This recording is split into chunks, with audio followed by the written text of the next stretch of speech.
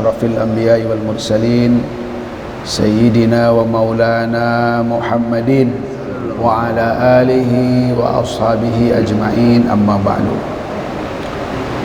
Para hadirin hadirat rahimakumullah, kita jangan bosan dan jangan berhenti untuk terus mempelajari, kita meningkatkan kualitas ibadah kita kepada Allah Subhanahu wa ta'ala. Karena tugas kita yang paling utama, kerja kita yang paling pokok hidup di dunia ini adalah ibadah kepada Allah. Dan ibadah yang paling pokok untuk umat ini adalah sholat. Mengerjakan sholat tidak ada istilah sudah. Kayak ibarat kita makan. Udah makan belum? Sudah. Belum. Iya, sudah. Iya, sholat belum. Nah, kita jangan sampai mengatakan kita ini sudah cukup sholat kita. Sholat tidak ada cukupnya buat kita. Bagaimana kita ini bisa menjadikan sholat ini sebagai suatu kebutuhan. Bukan hanya sholat ini kita jadikan sebagai kewajiban. Kita terus pelajari sholat kita. Karena bukan hanya kita akan menemukan kekurangan-kekurangan, cacat-cacat sholat kita, tapi juga kita harus terus berusaha untuk memperbaiki kualitas sholat kita, karena di dalam sholat ini banyak pencurinya. Nabi yang menyatakan sendiri, pencuri sholat itu setan yang tidak kelihatan. Belum lagi ada setan-setan yang kelihatan, yang akan memalingkan dan tidak membuat sholat kita khusyuk. Saya sering menyampaikan, di zaman Nabi saja ada orang yang disuruh mengulangi sholatnya sampai 3 kali. Mengulangi sholatnya sampai 3 kali. Ayo sholat. Fa innaka lam tusalli. Kamu belum sholat. Padahal barusan sholat. Itu di zaman Rasul sallallahu alaihi wasallam. Bagaimana di zaman kita sekarang? Bahasan kita ini masih dalam persiapan sholat. Kita semua, hadirin rahimakumullah, harus menciptakan suasana sholat.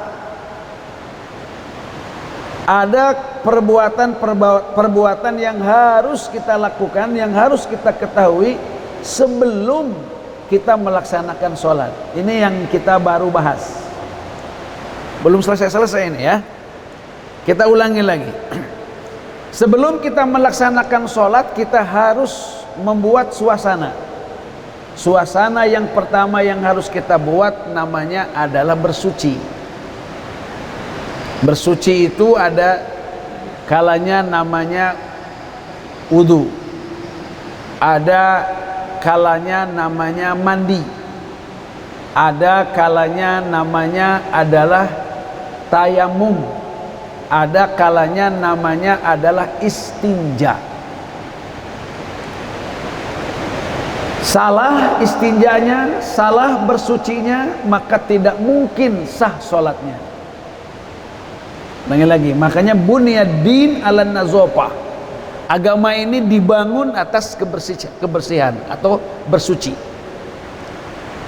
Hadirin rahimakumullah, ada setan yang namanya walhan. Sudah kita bahas.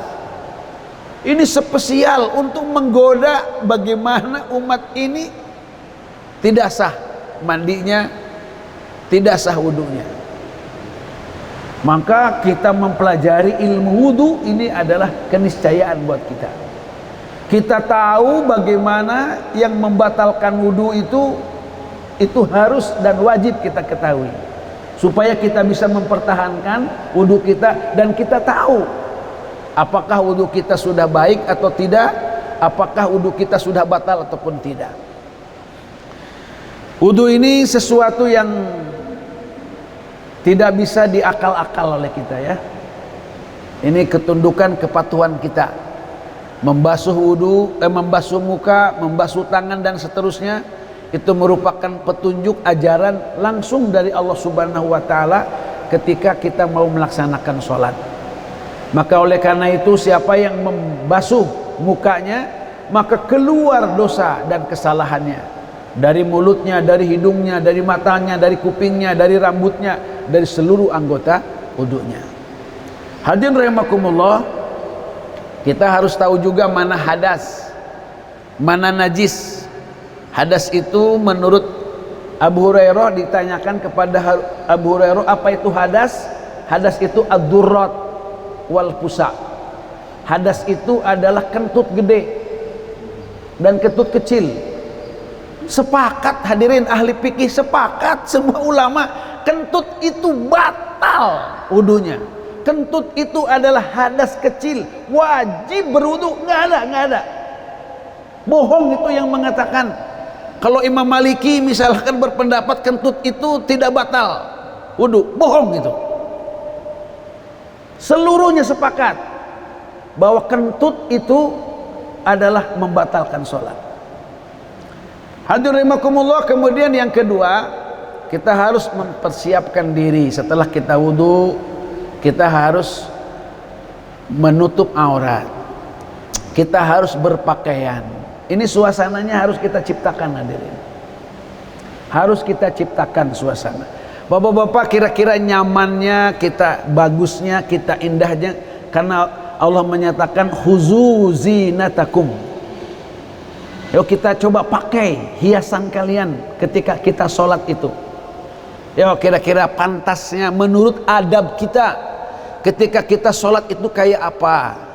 Bedakan pakaian itu antara pakaian kita ke sawah, pakaian kita ke kantor, pakaian kita ke lapangan, pakaian kita ketika kita sedang apa sajalah, kita buat pokoknya suasana. Walaupun hadirin, ulangi lagi, walaupun tuntutan yang paling pokok secara fikih ibadah itu kita menutup aurat. Ini penting ini juga. Saya katakan kemarin itu, kita sering menemukan anak-anak kita, anak-anak muda kita atau kita ketika rukunya, ketika sujudnya ini kelihatan ininya. Tapi begitu dikasih tahu, "Dek, sholatnya coba tolong tutup auratnya. Ini tidak sah sholatnya." Melotot itu Pak. Yang nerima sholat kan bukan bapak, Allah. Kita juga sampai seperti itu tuh. Dikasih tahunya ya Allah. Kita tahu Bapak hadirin, ketika sholat itu jangan pakai baju yang bergambar. Apalagi gambarnya, tulisannya itu di belakang. Itu mengganggu. Sangat mengganggu hadirin. Ulangi lagi, sangat mengganggu. Ini kita ini untuk diterima sholat kita aja susah hadirin. Bagaimana kalau kita ini membuat orang lain terganggu?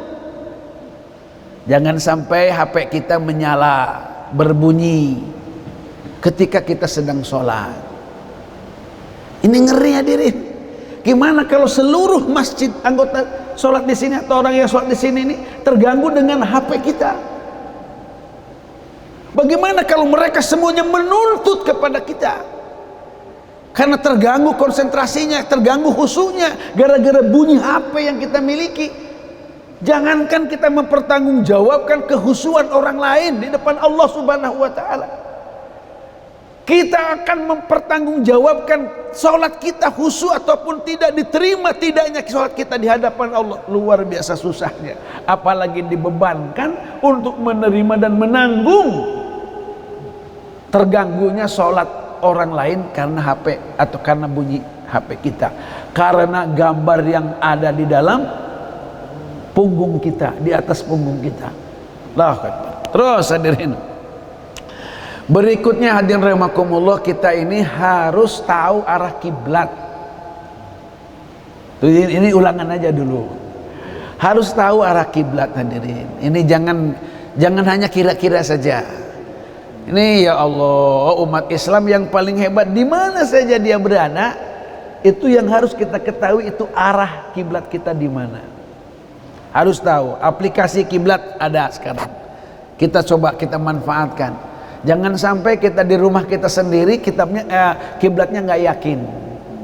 Ya masih ragu-ragu. Pastikan arah kiblat kita.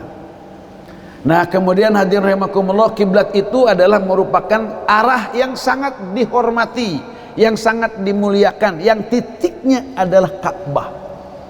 Ulama-ulama itu hadirin rahimakumullah, kalau dulu adab terhadap Ka'bah, terhadap kiblat, karena itu merupakan syiar Allah Subhanahu wa taala. Kita hormati, kita muliakan, itu min sya'airillah, itu daripada syiar Allah, itu daripada tanda ketakwaan hati kita. Ini dalam fikih ibadah kita dianjurkan bagaimana kita jangan sampai kita ini ketika kita ibadah kita berpaling daripada kiblat. Ada yang berpaling menghadap kiblat itu yang sampai tidak mensahkannya ibadah kalau tidak menghadap kiblat. Tapi ada hanya sunnah saja. Kiblat bukan hanya dalam masalah ibadah mahdhah. Kita sekarang bagaimana caranya menjadikan kita ketika qadha hajat kita, ketika di WC kita, supaya jadi ibadah itu ternyata ada kaitannya dan ada berkenaannya dengan masalah kiblat. Jangan sampai kita istiqbal kiblat dan jangan sampai kita istidbar. Jangan sampai membelakangi, jangan sampai menghadap kiblat ketika kita sedang qadha hajat. Itu pun kalau ada ingatan dalam hati kita, sudah cukup di WC kita menjadi ibadah kepada Allah Subhanahu wa taala. Jangan sampai hadirin kaki kita sengaja dilonjorkan begitu saja ke kiblat. Hati-hati. Jangan sampai kita ini datang ke Ka'bah, ke Masjidil Haram, yang sholat di sana lebih hebat daripada 100.000 kali sholat di masjid yang lain. Kita berpakaian dengan hanya berpakaian seadanya, tidak memiliki hormat, padahal kita jauh-jauh kita datang ke sana. Ka'bah ini harus kita muliakan, bukan kita menyembah Ka'bah, bukan, tapi kita mengagungkan syiar Allah, itu adalah takwa hati kita. Umat Islam Indonesia ini Masya Allah luar biasa. Tawaf malah di videoin. Coba tawaf itu padahal sedang ibadah, itu termasuk ibadah. Sholat itu Masya Allah, kita jadikan Ka'bah sebagai background foto kita, bangga lagi. Kita berdusta, berbohong di depan Ka'bah. Kita seolah-olah berdoa begini, di foto Ka'bah belakangnya. Loh, dipasang foto kita itu di ruang-ruang tamu, disebarkan kemana-mana. Astagfirullahalazim, la haula wala quwata illa billah. Apa sebenarnya hati mereka itu? Apa sebenarnya sikap mereka itu terhadap Ka'bah yang dimuliakan oleh Allah, dimuliakan para malaikat Allah, dimuliakan oleh para nabi-nabi? Nah, ini ngeri kita sebenarnya. Kemudian hadirin rahimakumullah, berikutnya adalah kita harus mengetahui waktu sholat. Kemarin sudah dijelaskan, sholat subuh itu siapa? Masih ingat gak? Nabi Adam. Wah, ya, sholat subuh. Kemudian asal mula sholat zuhur, kemudian sholat asar, kemudian sholat maghrib, sholat isya, sudah dibahas. Tapi yang jelas hadirin rahimakumullah, kita ini ya harus tahu mana sholat yang waktunya tersambung. Seperti misalkan sholat maghrib dengan isya, habis sholat maghrib datang sholat isya. 1 rakaat saja kita sholat maghrib, misalkan habis waktunya, kemudian datang sholat isya, masih boleh, masih sah. Tapi ada sholat yang tidak tersambung, seperti sholat subuh dengan sholat zuhur. Itu tidak bisa tersambung. Tidak begini, habis waktu sholat subuh datang sholat zuhur, tidak. Ini kalau tidak salah juga sudah disampaikan. Sekarang pembukaannya terlalu panjang ini ya. Sekarang kita akan membahas mengenai persiapan sebelum sholat itu. Kita sebaiknya mengumandangkan azan dan mengumandangkan qomat atau iqomah. Mungkin ada dua yang akan saya, atau dua pertemuan yang akan saya sampaikan mengenai masalah azan. Bismillahirrahmanirrahim. Mulai ini ya. Kita membahas al-azan. Azan ini artinya adalah seruan. Azan ini artinya adalah panggilan. Hadirin, ketika Allah itu memerintahkan kepada kita untuk wudu misalkan, ketika kita mau sholat, maka betapa banyak keuntungan baik keuntungan secara fisik, secara batin, secara pahala yang ada di dalam kegiatan wudu itu sangat luar biasa. Demikian juga ketika Allah Subhanahu wa ta'ala, ketika Rasul dan syariat Islam ini mensyariatkan azan kepada kita, ternyata Masya Allah, ini azan ini luar biasa, bisa menghantarkan kita kepada berbagai macam derajat dan pahala yang sangat-sangat besar, sangat-sangat besar. Misal saja, kalau kita sekarang mendengarkan azan, kemudian kita mengikuti apa yang dikatakan oleh orang yang azan itu, kata Nabi, nggak tanggung-tanggung masuk surga. Nggak tanggung-tanggung, masuk surga. Allahu Akbar walillah. Ini luar biasa diri. Nah, nanti kita akan sampai ke sana ya. Baik, Bapak, Ibu, hadirin hadirat rahimakumullah. Sebutan azan di dalam Al-Quran ada kadangnya disebut nida. Di dalam syariat kita nih ya, ada kadang-kadang ya masyhur dengan kita katakan azan. Ada kalanya juga disebut dakwah, ajakan.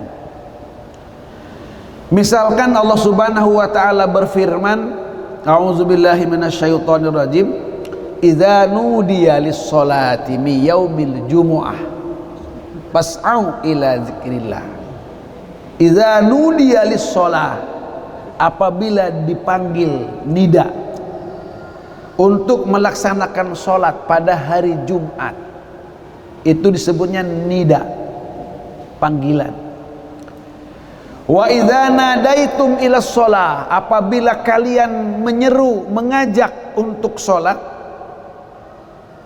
ittakhuzuha huzwa. Itu orang-orang kafir, orang-orang yang tidak beriman itu membuat panggilan azan itu, panggilan sholat itu sebagai olok-olok. Diledeknya azan itu, walaibah, dan dijadikan sebagai bahan permainan. Dzalika bi annahum qaumul la yaqilun, karena mereka itu adalah orang yang tidak berakal.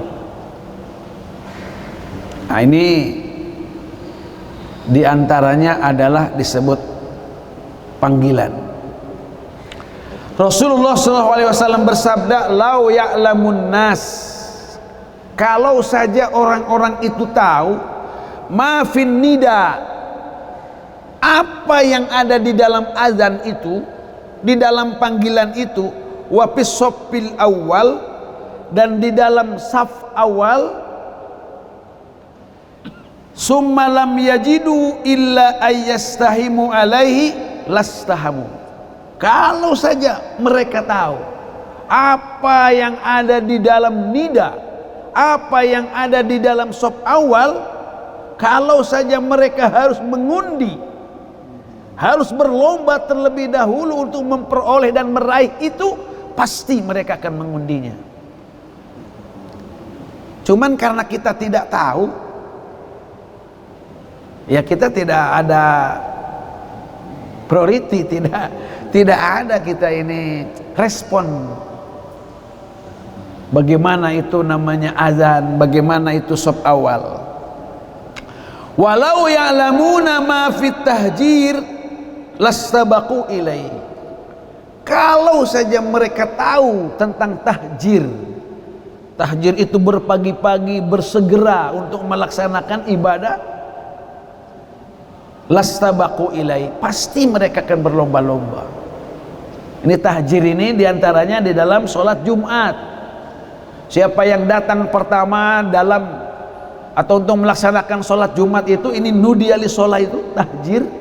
Kita datang duluan untuk melaksanakan sholat, maka gelombang pertama seolah-olah kata Nabi ia berkurban dengan badanah, seekor unta.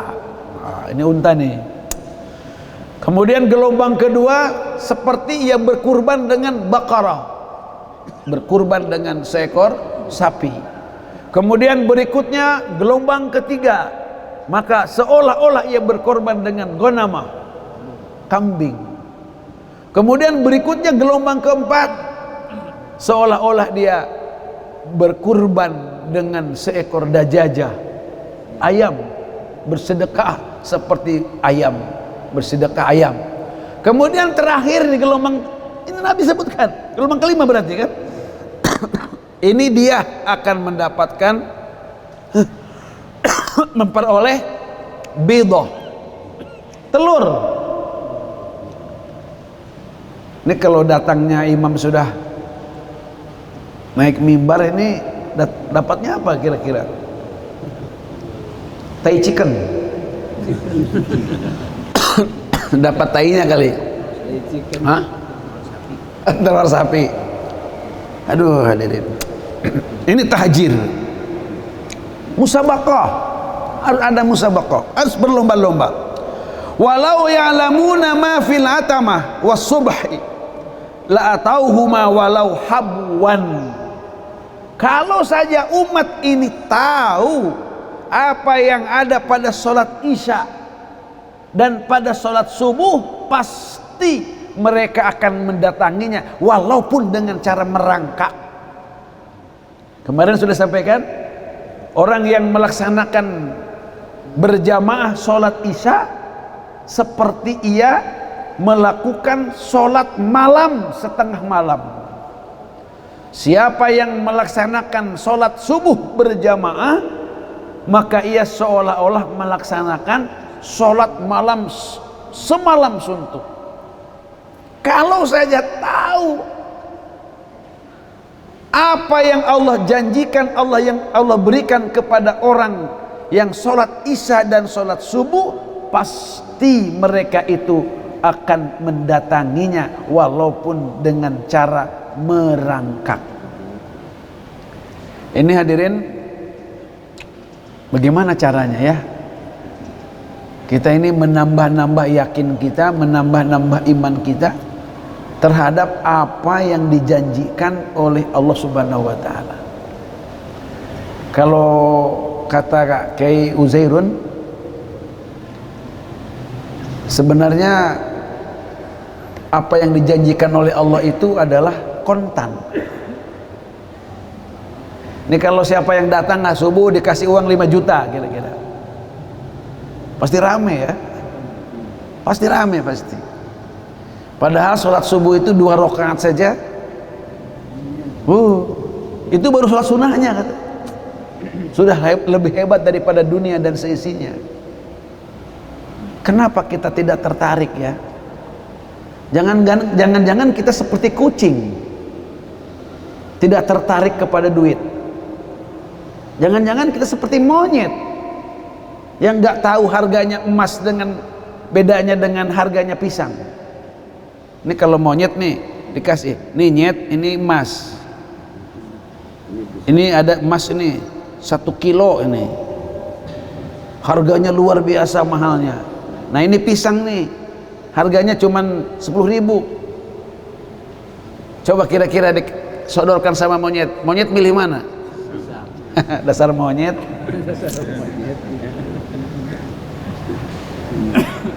Jangan-jangan kita ini ya, jangan-jangan ketika Allah menyodorkan kepada kita sholat subuh itu emas, kalian awas tinggalkan, kalian malah nyari dunia. Bukan tidak boleh nyari dunia, bukan tidak boleh milih pisang, boleh, tapi kalau pisang dipilih daripada emas, monyet ini. Allah Akbar walillah. Ini hadirin kan sedih kita sebenarnya ya. Kalau misalkan Nabi, seandainya kalian tahu apa yang ada pada azan, seandainya kalian tahu apa yang ada di sop pertama, kalian pasti kalian berlomba-lomba, berdesak-desak, berusaha keras pasti. Seandainya kalian tahu apa yang ada pada tahjir, bersegera untuk melaksanakan sholat, pasti kalian berlomba-lomba. Kalau seandainya kalian tahu apa yang ada pada sholat isya dan sholat subuh, pasti kalian akan mendatanginya walaupun dalam keadaan kalian merangkak. Masya Allah, ya Allah, alhamdulillah ya Allah ya, kita ini termasuk orang-orang yang beruntung. Masya Allah, ya Allah, kita harus syukuri. Rugilah orang-orang yang sekarang masih tidur. Kata Nabi, katanya kalau orang itu sekarang masih tidur, sebenarnya dia sedang dikencingin setan. Kupingnya itu sudah jadi WC setan. Kata Syekh Abdul Somad, katanya WC kita aja bau cubluk, apalagi WC setan. Allah.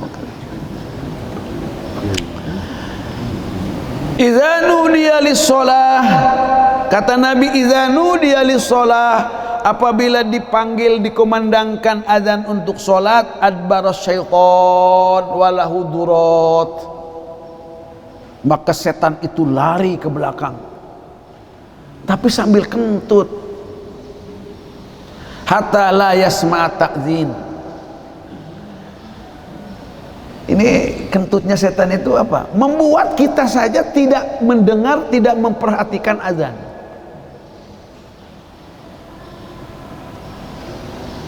Ada azan tidak peduli, padahal setan lari. Tapi larinya setan itu ngentutin kita sampai kita, katanya, kata Nabi, hatta la yasma'at ta'zin, sampai orang itu tidak mendengar azan. Azan berlalu begitu saja, padahal kalau didengarkan, kalau dijawab dapat surga. Berlalu begitu saja. Ya Allah.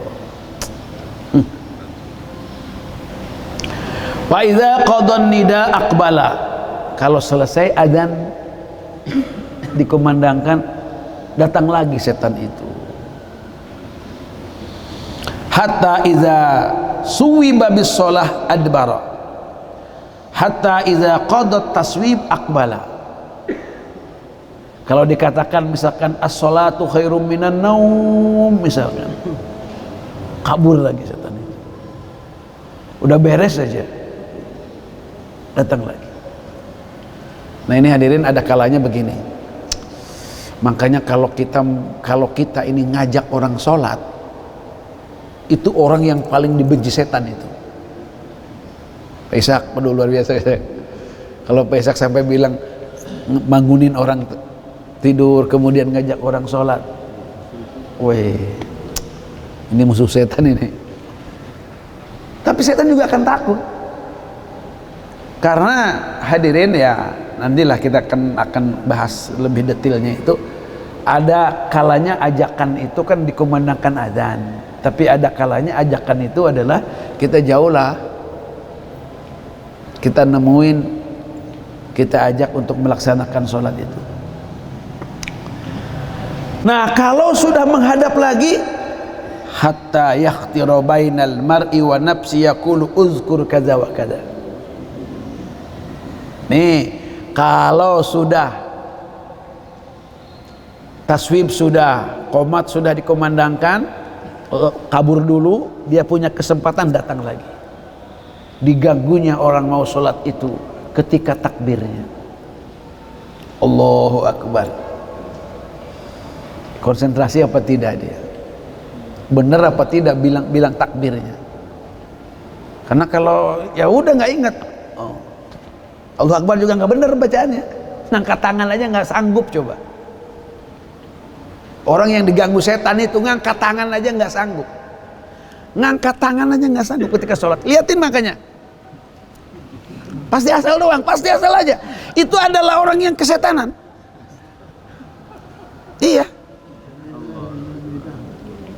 Iya Pak, ngangkat tangan aja nggak bakal bisa dia. Itu orang kesetanan. Dan itulah yang paling banyak ketika sholat itu.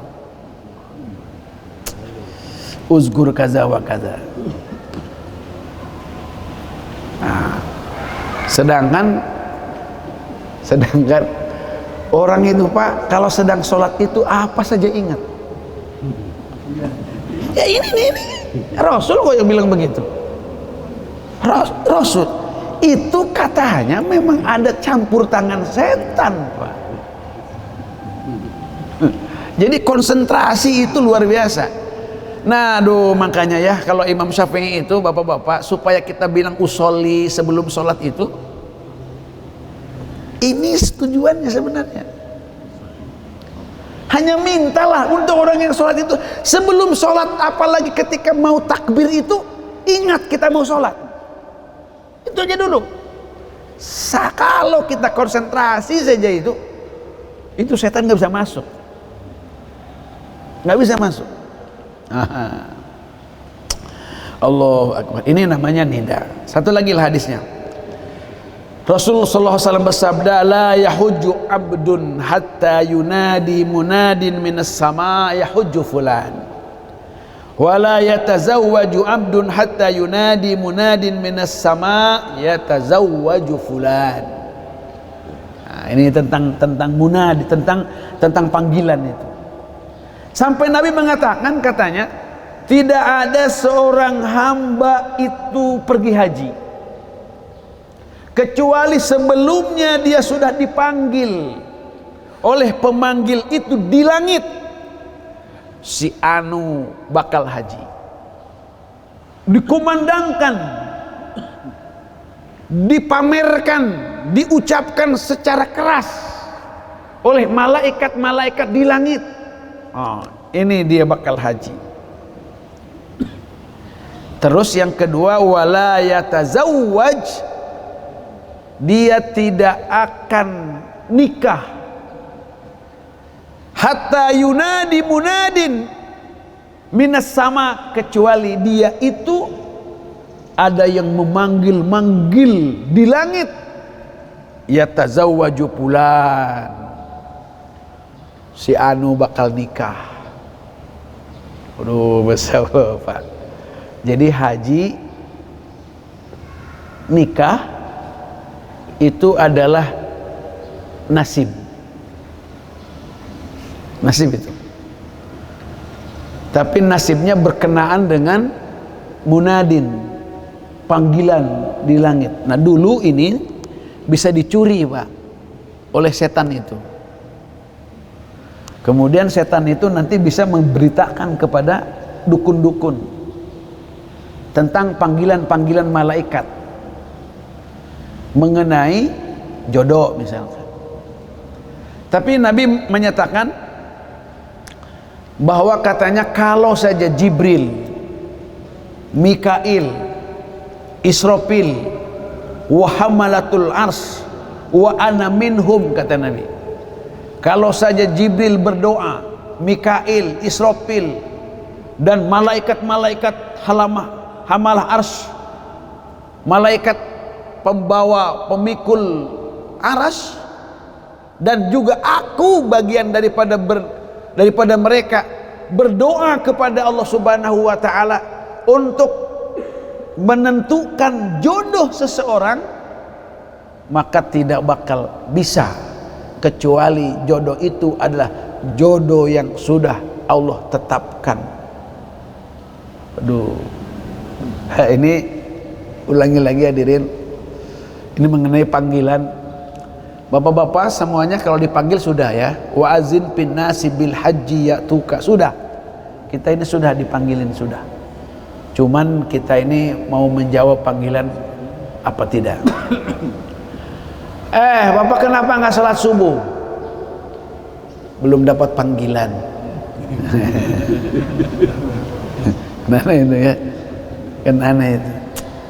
Ya Allah, ya Allah, sama kan? Bapak haji belum? Belum. Kenapa? Belum dapat panggilan. Abi nanti kalau di sana ya panggil saya ya. Ya Allah. Udah, bukan hanya Abi yang manggil, malaikat. Malaikat di langit itu sudah. Nah, cuman bapak-bapak ini kita berusaha tidak. Sehingga nanti Bapak, kalau masalah haji dan masalah jodoh dikasih pahala oleh Allah Subhanahu wa taala itu belum tentu dalam pelaksanaan hajinya, tapi yang dapat pahala itu adalah dalam bentuk usahanya.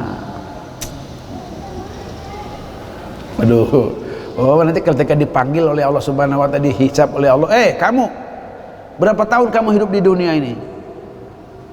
60 tahun. Haji belum? Belum. Waduh, haji belum. Kenapa? Karena tidak sanggup, tidak punya duit. Udah usaha belum? Kalau saja sudah kita nabung haji 5 juta aja, mungkin kita sudah nanti ketika sudah berusaha, mana buktinya? Ini tabungan mabrur. Berapa duit isinya? 5 juta. Mungkin kita bisa bebas.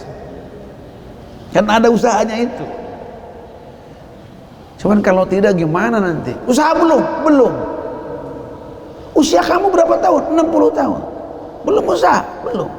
Kenapa? Tidak mampu. Kata malaikat, ngerokok enggak kamu? Ngerokok. Apa rokoknya? Magnum, Samsu. Berapa tahun kamu ngerokok? 40 tahun. Berapa duit harganya rokok? Samsu berapa duit? 20.000. Sehari 20.000 kata malaikat. Coba kalikan dengan 40 tahun. Cukup nggak untuk pergi haji? Waduh, ternyata cukup. Terserah bapak-bapak pertanggungjawabkan sama Allah. Saya nggak bisa. Jawabnya nggak bisa. Allahu akbar walillahillah. Tidak bisa. Ya Rabbana. Demikian juga bapak-bapak nih yang jomblo-jomblo nih, ya, insya Allah akan dapat pahala nikah kalau ada niatnya, walaupun tapi nggak punya biaya, karena harus ada ba'ah kan. Mana ba'ahnya? Punya enggak? Kalau tidak punya ba'ah ya udah puasa aja. Puasa aja. Demikian juga ngaji, Pak. Ini ngaji nih yang dikasih pahala oleh Allah itu bukan ngertinya, bukan pahamnya, bukan taunya. Ini kalau yang dikasih pahala itu tahu dan ngertinya, waduh, ini banyak yang tidak dapat pahala ini. Apalagi yang kepalanya tidak bisa diangkat, yang nggak bisa dapat apa-apa tuh, nggak dapat apa-apa. Tapi bukan itunya nanti, Pak. Yang penting apanya? Man kharaja fi talabil ilmi fahuwa fi sabilillah. Yo, siapa yang keluar dari rumahnya untuk mencari ilmu, itu sudah sabilillah, keluarnya sabilillah. Man salaka thariqan yaltamisu bihi ilman. Oh, siapa yang berjalannya untuk mencari ilmu, itu perjalanannya itu adalah perjalanan ke surga. Wih, jalannya. Kemudian siapa yang duduk, kata Nabi, tidak menulis, tidak membaca, duduknya itu lebih hebat daripada 100 rakaat sholat. Wah, luar biasa kan? Luar biasa. Yang duduknya itu bakal dikasih malaikat-malaikat ini akan membanggakan dirinya, akan dikasih rahmat oleh Allah. Luar biasa duduknya. Perkara paham dan tidak mah itu nomor berapa aja. Nah, oleh karena itu kalau di YouTube misalkan kita dapat, kemudian di WA dapat, ini nggak tahu pahalanya itu ada apa tidak. Kalau pahala tahunya mungkin ada, tapi kan kalau ke WA kan nggak usah apa, nggak usah keluar rumah, nggak usah, kecuali yang nyali sinyal kali ya.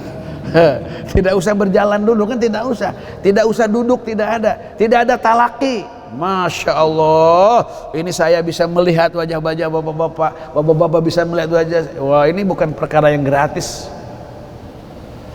Ini Allah akan ngasih sesuatu yang sangat luar biasa. Hadirin, sudah habis waktunya. Ini nanti bahasan berikutnya kita akan bahas mengenai azan, fadilahnya, kemudian kaifiatnya, kemudian sejarahnya, kemudian nanti bagaimana sikap muazin, ya, bacaannya kayak apa, berdirinya kayak apa, tangannya kayak apa, nanti itu nanti akan kita bahas insyaallah pada pertemuan yang akan datang. Subhanakallahumma bihamdika asyhadu an la ilaha illa anta astaghfiruka wa atubu. Assalamualaikum warahmatullahi wabarakatuh.